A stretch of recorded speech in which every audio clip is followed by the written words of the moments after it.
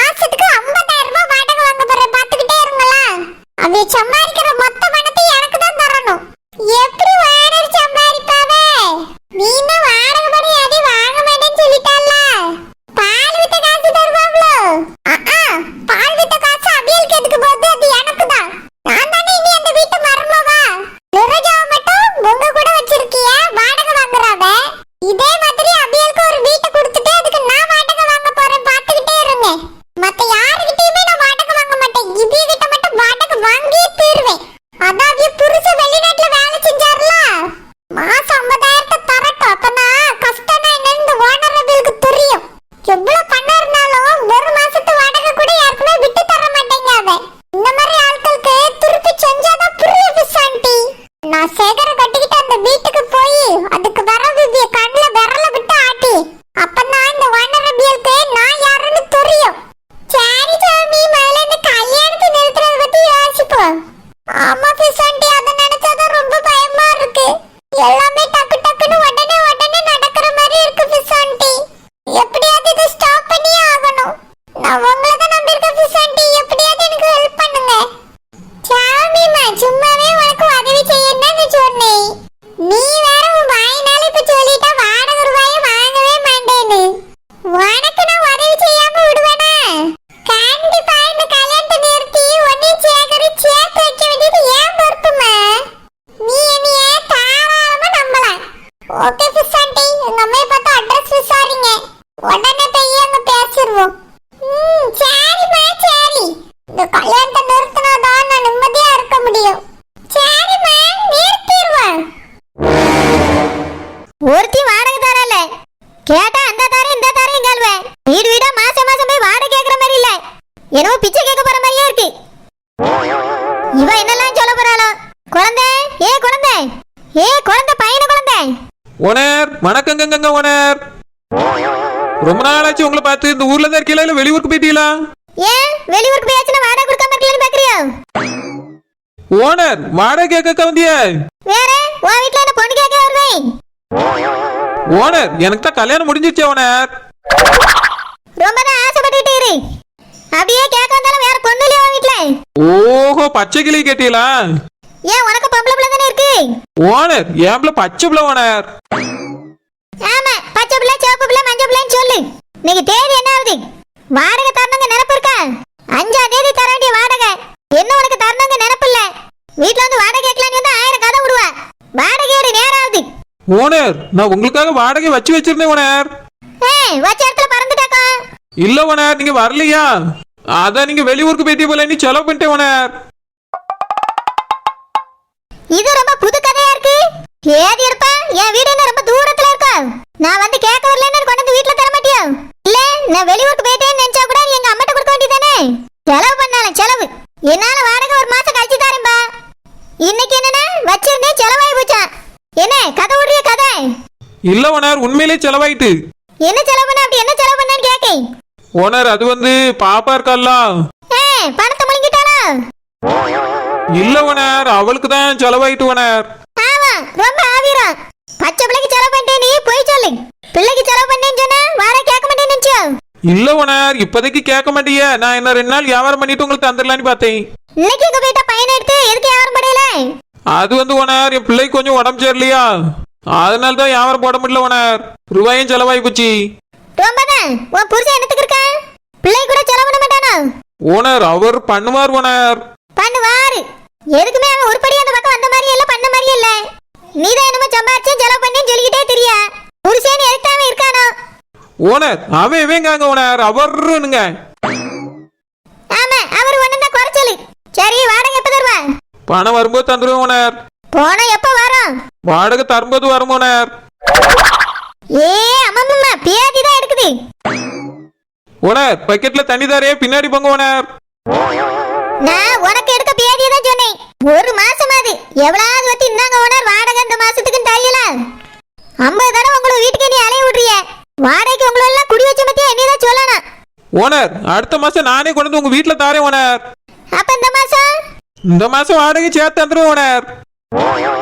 என்னது இந்த மாசம் வாடகை அடுத்த மாசம் தரியா? இங்க பார், இப்பவே எனக்கு வாடகை எடுத்து வச்சாதான் நான் வீட்டுக்கு போவேன். போய் ஒழுங்கா வாடகை எடுத்துட்டு வா. ஓனர், இப்ப என்கிட்ட ரூபாயே இல்ல ஓனர். வியாபாரம் பண்ணாதான் ரூபா வரும், அதுக்கு பேர் தான் தர முடியும். பார் குழந்தை, என்ன பண்ணி ஏது பண்ணி எனக்கு தெரியாது. 10ஆம் தேதி என் வீட்டுல வாடகை வந்து தந்துறானா? யார்கிட்ட வாங்குவியே என்ன பண்ணுவியே எனக்கு தெரியாது. என்ன காரணம் சொல்லிட்டு அடுத்த மாசம் அதுக்கடுத்த மாசம் சொன்னான்னு வச்சுக்க, வீட்டை காலி பண்ணிட்டு போயிரு. என்னது இது, ஓனர் இவ்வளவு ஸ்ட்ரிக்டா பேசிட்டு போறவே? வாடகை 10ஆம் தேதி தானே, நான் எங்க போறது? இப்ப நான் ரூபாய்க்கு எங்க போவேன்? என் புருஷன் தான் கேட்கணுமா? ஆஹா, இல்ல நம்ம தான் சம்பாத்தி கொடுத்தாகணும். 2 நாள் வேற லெவல்ல வியாபாரத்தை பண்ணணும். ஓனருக்கு வாடகை செட்டில் பண்ணியே ஆகணும்.